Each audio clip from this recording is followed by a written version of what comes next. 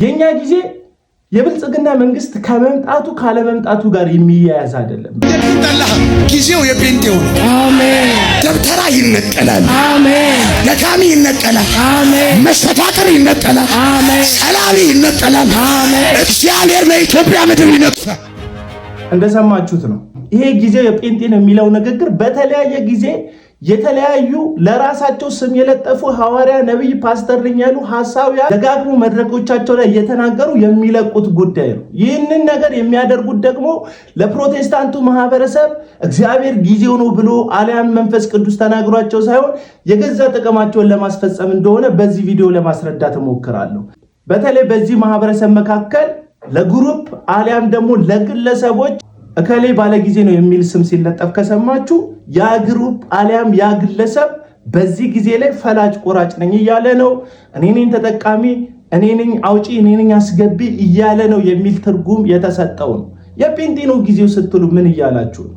ሐዋርያው ቅዱስ ጳውሎስ ለመንፈሳዊ ልጁ ለጢሞቴዎስ ወንጌልን በጊዜውም ያለ ጊዜውም ስበክ፣ ወንጌል ሰባኪነትን ስራ አድርግ ብሎ ሲነግረው ወንጌል በጊዜውም ያለ ጊዜውም የሚሰበክ የእግዚአብሔር ልጅ የክርስቶስ ኢየሱስ የምስራች ያለበት እውነት እንጂ ከምንም ነገር ጋር ተያይዞ ጊዜው የከሌ ነው ጊዜው የከሌ አይደለም የሚባልበት አይደለም። አሁን ግን አንዳንድ አገልጋዮች የጴንጤ ነው ጊዜው እያላችሁ ፉከራ አብዝታችኋል። ይህ ደግሞ በግልጽ ጠቅላይ ሚኒስተሩ የፕሮቴስታንት አገልጋዮችን ሰብስበው በተናገሩበት ይሄን ንግግር ደጋግማችሁ ከመነገሮቹ የተነሳ አይደለም ለማህበረሰቡ ቀርቶ በስልጣን ላይ ላሉት ግለሰቦች ራሱ ጥያቄ ስለሆነባቸው በአጽንኦት ጠቅላይ ሚኒስተር ዶክተር አብይ አህመድ መንግስቱ የጴንጤ መንግስት አይደለም ብሎ በአደባባይ ነግሯቸዋል። እናንተ ግን ደጋግማችሁ መንግስቱ የፕሮቴስታንት እንደሆነ ለማንጸባረቅ ያለው መንግስት የፕሮቴስታንት እንደሆነ ከፕሮቴስታንት ጋር የተዛመደ እንደሆነ ለማሳሰብ በተለያየ ጊዜ እየተናገራችሁ ነው።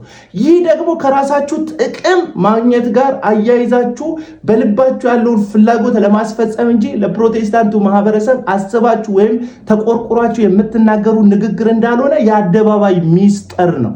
በተለይ ግለሰቡ ሲናገር የሰማችሁት ደብተራ ይወገዳል፣ ደብተራ ይጠፋል የሚል ቃል ሲጠቀም ትሰማላችሁ። ይህ ቃል ጸባጫሪና ልዩነት ፈጣሪ ነው እንጂ በወንጌል ውስጥ የሚጠቅም ነገር ኖሮት አይደለም የሚጠቀሙት። እሱ ብቻ አይደለም የሚጠቀሙ የተለያዩ ሰባኪ ነን የሚሉ ግለሰቦች ይህንን ቃል በተደጋጋሚ ደብተራነትን ከጥንቆላና ከመተት ጋር አያይዘው ሲናገሩ ትሰማላችሁ። በኢትዮጵያ ኦርቶዶክስ ቤተክርስቲያን ውስጥ ደብተራ የሚለው ቃል አንድ ካህን ወይም አንድ ቆሞስ በአገልግሎቱ ሂደት ውስጥ ማዕረግ እንደሚሰጠው የአገልግሎት ሹመት እንደሚሰጠው እንደዛው ደብተራ የሚለው ስም የአገልግሎት ሹመት የቤተ ክርስቲያኗ አገልጋዮች መጠሪያ እንጂ ከመተትና ከጥንቆላ ጋር የተያያዘ አይደለም።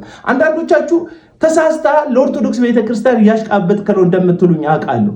በእርግጥ አንዳንድ ደብተሮች ከቤተ ክርስቲያኗ ወግ ቀኖና ስርዓት አፈንግጠው ወጥተው የራሳቸውን መንገድ በመከተል የእግዚአብሔርን ነገር ጥለው ለዚህ ዓለም ገንዘብና ለጨለመው ለአጋንንት ሲሉ ድግምትም መተትም ሊያደርጉበት የሚችሉበት ሁኔታ አለ፣ ይህንን ስም ተሸክመው። ነገር ግን ቤተክርስቲያኗ ይህንን ማዕረግና ይህንን ስም ለአንድ አገልጋይ ስትሰጥ ያ አገልጋይ ለዚህ አገልግሎት በቅቷል ብላ ለመንፈሳዊ አጀንዳ ነው እንጂ የምትሰጠው ስፔሲፊክሊ ጠንቁልልኝ መትትልኝ ብላ የምትሰጠው አይደለም። ነገር ግን እነዚህ ሐሳዊያን አገልጋዮች በመድረኮቻቸው ላይ ጸባጫሪ የሆነ ድርጊትን ይከታሉ። በተለይ ደግሞ ባለ ጊዜ ነኝ ከሚል ንግግር ቀጥሎ መጠቀማቸው በሌላው ማህበረሰብ ውስጥ ፕሮቴስታንት ባልሆነ መንገድ እንዲታይ የሚያደርግ ህዝብን ከህዝብ የሚያቃቅርና የሚያጣላ እንጂ ፍቅርንም ወንጌልንም የሚያሰብክ አይደለም ይሄ ጉዳይ ማለት ነው።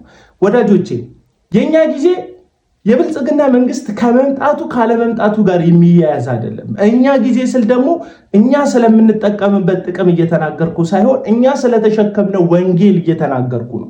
ወንጌል በጊዜውም ያለ ጊዜውም ይሰበካል። አይደለም በዚህ ዘመን ቀርቶ ከ2000 ዓመታት በፊት በሮማውያን ዘመን የኢየሱስ ክርስቶስን ስም መጥራት በሚያስገድልበት ዘመን አባቶች በመጋዝ ተሰንጥቀው በዘይት እንደ ቺፕስ ተጠብሰው አንገታቸውን ተቀልተው በአናብስት አፍ ከነ ልጆቻቸው ተበልተው ሰብከውታል።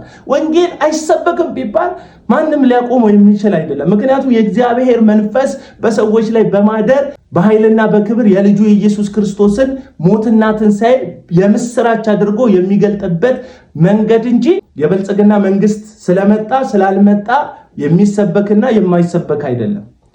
የብልጽግና መንግስት በመምጣቱ ፕሮቴስታንቱ ተጠቃሚ ይሆናል? አጠቃላይ ፕሮቴስታንቱ አይደለም ተጠቃሚ ሆነው። አዎ የተጠቀሙ ግለሰቦች አሉ። አዎ የተጠቀሙ አካላቶች አሉ። ያ ማለት ግን ሁሉም የፕሮቴስታንት ማህበረሰብ የብልጽግና መንግስት ስልጣን ላይ ስለመጣ ብቻ ጥቅም አግኝቷል ወይም ጥቅም ተካፋይ ሆኗል ማለት አይደለም። የፕሮቴስታንት ህዝብ እንደ ማንኛውም ህዝብ ነው። የሚመጣው የኑሮ ውድነት ያገኘዋል፣ የሚመጣው ኪሳራ ያገኘዋል። ክብርም ካለ የሚመጣ ጥቅምም ካለ ያገኘዋል። ሌላው ሳይጠቀም የሚጠቀምበት፣ ሌላው የተጎዳበት እሱ የማይጎዳበት ምንም አይነት ልዩነት ያለበት ማህበረሰብ አይደለም። አንዳንድ መድረክ ላይ ግን ማይክ ያነቁ ሰዎች ይህንኑ እድል ለራሳቸው ለመጠቀም ሲሉ ጠቅላይ ሚኒስትሩ ዶክተር አብይ አህመድ የፕሮቴስታንት መንግስት አይደለም መንግስቱ ብለው በአደባባይ የተናገሩትን እውነት ወደ ጎን በመጣል ራሳቸውን ተጠቃሚ ለማድረግ ወንጌልን ከቤተ መንግስትና ከመንግስት ጋር ሲሰፉት ትመለከታላችሁ። የኛ ወንጌል ሰማያዊ መንግስት በክብር የሚያጅበው የእግዚአብሔር ልጅ የክርስቶስ ኢየሱስ ትንሣኤና ሞት የሚነገርበት እንጂ ማንም ስልጣን ላይ ስለመጣ ስልጣን ላይ ስላልመጣ የሚነገርና ዝም የሚባልበት አይደለም። እባካችሁ ሐሳውያን አገልጋዮች የፈለጋችሁትን ተናገሩ። ይህንን ማህበረሰብ ግን ከማህበረሰብ ጋር አታጋጩት። እኛ ወንጌላውያን አማኞች እንደ ማንኛውም ኢትዮጵያዊ የሚመጣውን ነገር ለመቀበል የተዘጋጀ በረከቱንም ሆነ ጉዳቱን አብረን የምንካፈል ኢትዮጵያውያን እንጂ ለስፔስ የመጣ ልዩ ፍጥሮች አይደለም። ስለዚህ ባካችሁ ሐሳውያን አሁንም ስጋት ልንገራችሁ፣ ማህበረሰቡን ጥርስ ውስጥ አትክተቱት፣ ከማህበረሰብ ጋር አታፋጁት። ሰላም ሁኑልኝ።